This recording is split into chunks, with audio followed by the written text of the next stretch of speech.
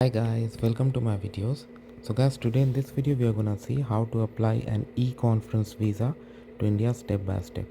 So guys, before I proceed further, I would like to clarify, neither I am an immigration consultant nor I am a government body.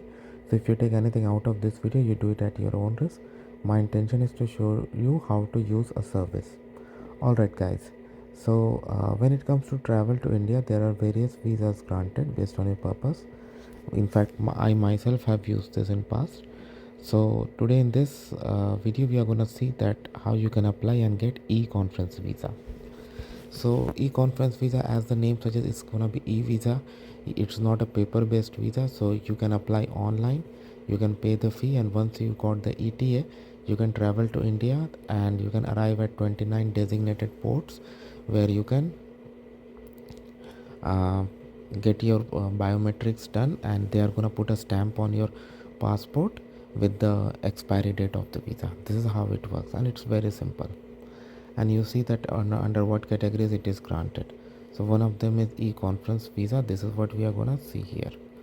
So another very important point is, like, make sure you apply from the authentic website. There are so many facsimile websites, so don't get into trap with any of these. And also, if anyone claims to be an authorized agent of government of India to do this, that's not true. You can go through frequently asked question.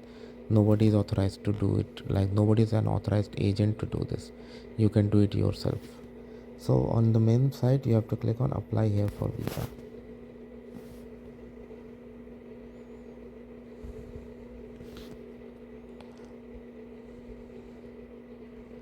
So nationality, I'm just selecting one because not every national is eligible.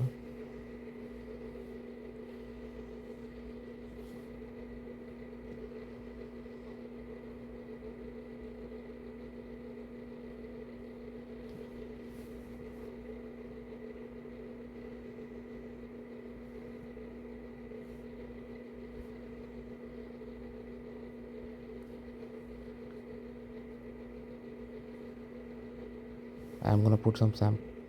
Next is selecting the visa service that you need. So for this purpose, we are going for e-conference visa.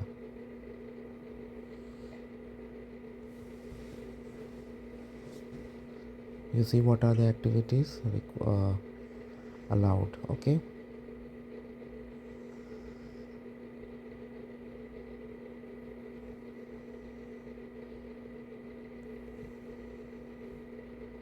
Okay.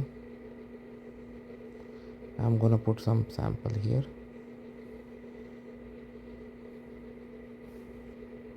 Now I'm gonna click on continue.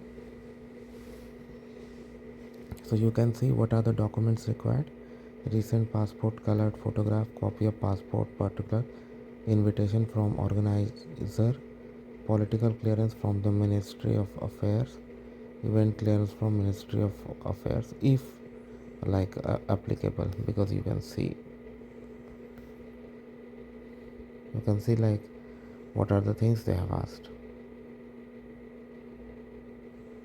So that's how it works, guys. In the next page, you're gonna upload the documents. As you can see, there's a transaction reference number, and also you're gonna provide your details.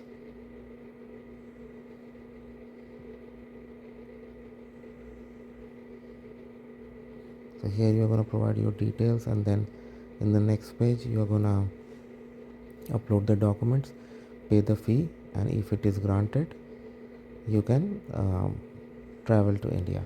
So thanks for watching this, guys. Please subscribe to the channel. Thank you.